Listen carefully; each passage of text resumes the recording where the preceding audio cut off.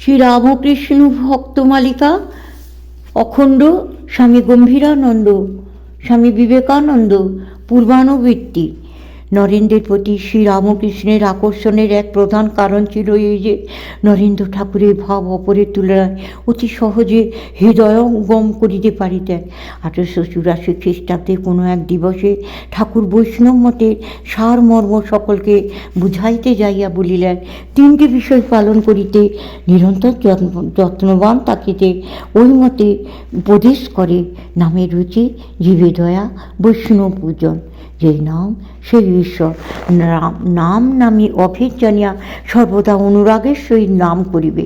ভক্ত ভগবান, কৃষ্ণ বৈষ্ণব অভেদ জানিয়া সর্বদা সাধু ভক্তদিগকে শ্রদ্ধা পূজা ও বন্দনা করিবে এবং কৃষ্ণেরই জগৎ সংসার একথা হৃদয়ে ধারণা করিয়া সর্বজীবের দয়া। এই পর্যন্ত বলিয়া তিনি সমাধিস্থ হইয়া পড়িলেন। সমাধি ভঙ্গে বলিতে লাগলেন, জীবে দয়া, জীবে দয়া। তুই শালা কি যেন তুই জীবকে দয়া করবি? দয়া করবার তুই কে? না না, জীবে দয়া নয়, শিবজ্ঞানী জীবের সেবা। কথার পরে বাহিরে আসিয়া নরেন্দ্র বলিলেন, কি অদ্ভুত আলোকই আজ ঠাকুরের কথাই দেখিতে পাইলাম। ঠাকুর আজ ভাবাবেশে যা বলিলেন তাতে বোঝা গেল মনের বেদান্তকে ঘরে আনা যায়, সংসারের সকল কাজে উহাকে অবলম্বন করিতে পারা যায়। যাহা হোক, ভগবান যদি দিন দেন তো আজ যাহা শুনিলাম এই অদ্ভুত সত্য সংসারের সর্বত্র প্রচার করিব। পণ্ডিত মূর্খ ধনী দরিদ্র ব্রাহ্মণ চণ্ডাল সকলকে শুনাইয়া মোহিত করিব। বস্তুত নরনারায়ণের সেবক ভাবী বিবেকানন্দ তখন হইতে রূপ গ্রহণ করিতেছিলেন। ক্রমে দক্ষিণেশ্বরের সুমধুর দিনগুলি ফুরিয়া গেল। ঠাকুর গলরোগে আক্রান্ত হইয়া প্রথমে শ্যামপুকুরে এবং পরে কাশীপুরে আসিলেন। শ্যামপুকুরে নরেন্দ্র সর্বদা যাতায়াত ও তত্ত্বাবধান করিতেন। অনন্তর কাশীপুরে শ্রীরামকৃষ্ণের আগমনের পর সেবা শুশ্রূষা পরিচালনের জন্য সেইখানে রইয়া গেলেন। কাশীপুরের উদ্যানবাটিটি শ্রীরামকৃষ্ণ সঙ্গের ইতিহাসে গুরু সেবা, ভগবদারাধনা, তপস্যা, ভাব সংশুদ্ধি ও সংঘ সৃষ্টির বিভিন্ন প্রচেষ্টার নিদর্শন ও আকার রূপে চিরস্মরণীয়। বহু ভক্ত ঠাকুরকে অবতার রূপে স্বীকার করিল এক মহাভ্রমে পতিত হইয়াছিলেন। তারা ভাবিতেন ঠাকুরের রোগ একটা লীলা মাত্র, উহাতে সত্য সত্যই তাহার দৈহিক যন্ত্রণা হয়, এইরূপ মনে করার কারণ নাই। কিন্তু নরেন্দ্র পরিচালিত যুবকবৃন্দ ওই সকল বাদবিতর্কে যোগ না দিয়া প্রত্যক্ষদৃষ্ট কষ্টকে সত্য বলিয়া স্বীকারপূর্বক নির্বিচারে শ্রী গুরুর সেবায় আত্মনিয়োগ করিলেন। অথচ নরেন্দ্রের মনে দেব মানব শ্রীরামকৃষ্ণের লীলায় এইরূপ এক অনুপম বিশ্বাস ছিল, যাহাকে কেবল মানুষ বা দেবতার মাপকাঠিতে পরীক্ষা করা চলে না। একথা অনেকের মনে সন্দেহ জাগিয়াছিল। হয়তোবা অসাবধানবশত সেবকদের দিয়েও শ্রীরামকৃষ্ণের রোগ সংক্রামিত হইবে। অমনি বিশ্বাসে প্রতিমূর্তি জ্বলন্ত পাবক সদৃশ নরেন্দ্রনাথ ঠাকুরের নিষ্ঠিবন মিশ্রিত পথ্যের পাত্রটি হস্তে লইয়া অম্লান বদনে অবশিষ্ট পথ্য পান করিলেন। সন্দেহ চিরতরে নিস্তব্ধ হইয়া গেল। কাশীপুরে অবস্থানকালে গুরু ভাতৃগণ নরেন্দ্রের প্রেরণায় শাস্ত্রপাঠ ও সাধনাদিতে বিশেষ মনোনিবেশ করেন। তাহাদের অবসরকাল কঠিন তত্ত্বালোচনায় মুখরিত হইয়া উঠিত। আবার গভীর নিশীথের অন্ধকার ধ্যান ও নিরত যুবকদের সম্মুখে প্রজ্বলিত ধ্বনির আলোকে উদ্ভাসিত হইত। নরেন্দ্র ওই সময়ে কখনো কখনো দক্ষিণেশ্বরে ধ্যানাদির জন্য যাইতেন। একদা তিনি বুদ্ধির ভাবে এতই প্রভাবিত হইয়া পড়েন যে তারক শিবানন্দ কালী অভেদানন্দকে সঙ্গে লইয়া বুদ্ধগয়ায় গমনপূর্বক তথায় 3 রাত্রি কাটাইয়া আসেন। কাশীপুরের সাধনায় মগ্ন নরেন্দ্রের মন শ্রীরামকৃষ্ণের কৃপায় বহু অনুভূতি লাভে সমর্থ হয়। তিনি ধ্যানকালে ললাট মধ্যে এক ত্রিকোণাকার জ্যোতি দর্শন করিতেন। ঠাকুর উহাকে ব্রহ্মযোনি বলিয়া নির্দেশ করেন। অনেক সময় নরেন্দ্র দেখিতেন ধূমির পার্শ্বে নানা দেব দেবীর সমাগম হইয়াছে। এই সাধনার ফলে এক সময় তাহার অনুভূতি জাগিল যে তাহার মধ্যে এইরূপ আধ্যাত্মিক শক্তি সঞ্চিত হইয়াছে, যাহা অপরে সংক্রামিত করা চলে।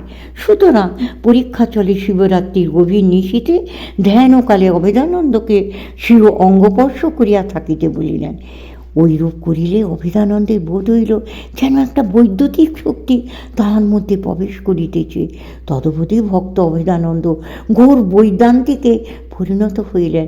পরন্তু শ্রীরামকৃষ্ণ ইহা শুনিয়া নরেন্দ্রকে সাবধান করিয়া দিলেন, তিনি যাহাতে ভবিষ্যতে এইভাবে শক্তির অপপ্রয়োগ না করেন কিংবা অপরের মধ্যে বলপূর্বক বিজাতীয় ভাব সঞ্চার না করেন।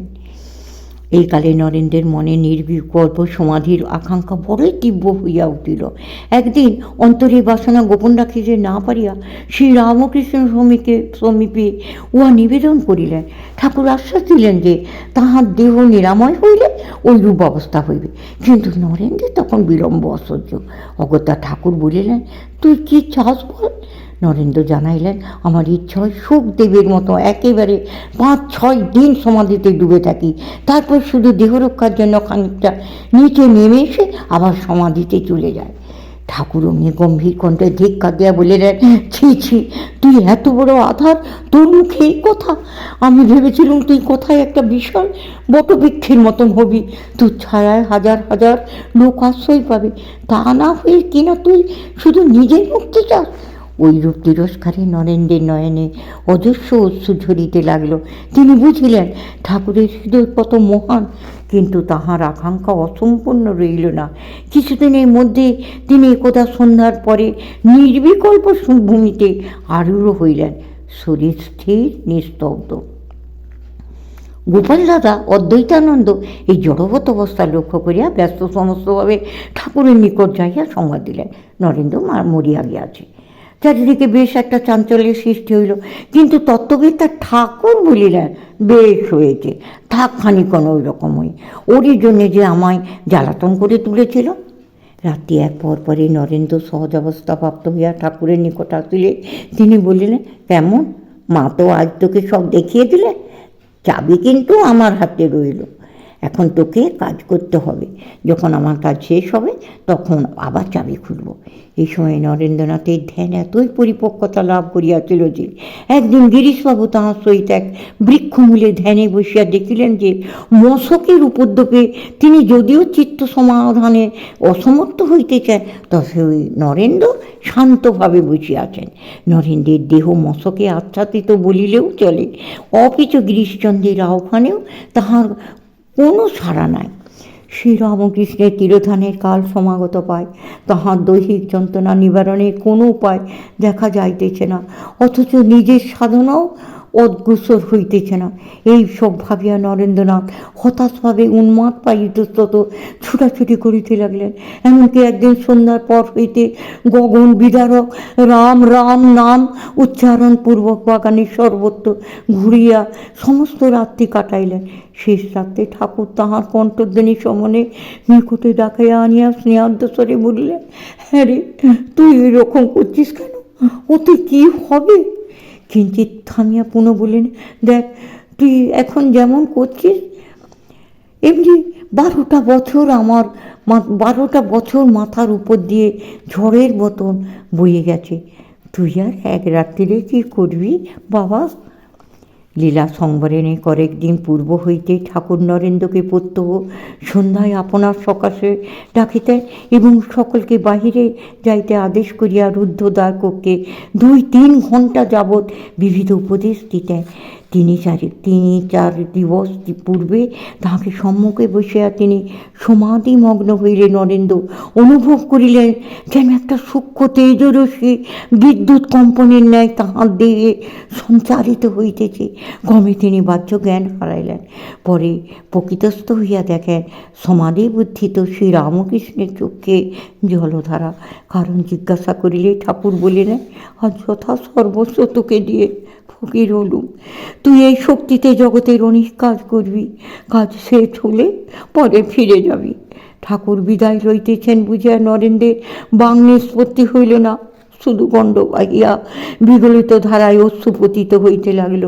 লীলা শেষের 2 দিন পূর্বে আর একবার নরেন্দ্রকে ডাকিয়া তিনি বলিলেন, দেখ নরে, তোর হাতে এদের সকলকে দিয়ে যাচ্ছি, কারণ তুই সবচেয়ে বুদ্ধিমান ও শক্তিশালী।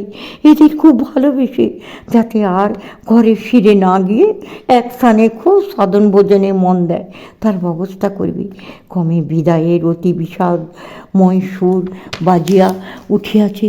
এমন সময় একদিন নরেন্দ্রের মনে অকস্মাৎ চিন্তাটা জাগিল, আচ্ছা, উনি তো অনেক সময় নিজেকে ভগবানের অবতার বলে পরিচয় দিয়েছিলেন, এখন এই সময়ে যদি বলতে পারেন আমি ভগবান, তবে বিশ্বাস করি। মানবের দুর্দমনীয় সন্দেহ যেন আজ অকস্মাৎ নরেন্দ্রের মন অবলম্বনে মূর্ত হইয়া উঠিল। আর অমনি লীলাধৃত বিগ্রহ ভগবান এই নিদারুণ রোগ যন্ত্রণার মধ্যেও নরেন্দ্রের দিকে মুখ ফিরাইয়া বলেন, এখনো তোর জ্ঞান হলো না রে? সত্যি সত্যি বলছি, যে রাম, যে কৃষ্ণ, সেই দালিঙ্গের শরীরে রাম ও কৃষ্ণ, তবে তোর বেদান্তের দিক দিয়ে নয়। গীতাপরাধ নরেন্দ্র মৌন বিশ্বে অশ্রুবীর্যসর্জন করিতে লাগলেন। ইহা 2 দিবস পরে 1886 খ্রিস্টাব্দে 16ই আগস্ট 31শে শ্রাবণ ঝুলন পূর্ণিমার রাত্রে 1:06 ঠাকুর মহাসমাধিতে মগ্ন হইলেন ক্রমশ।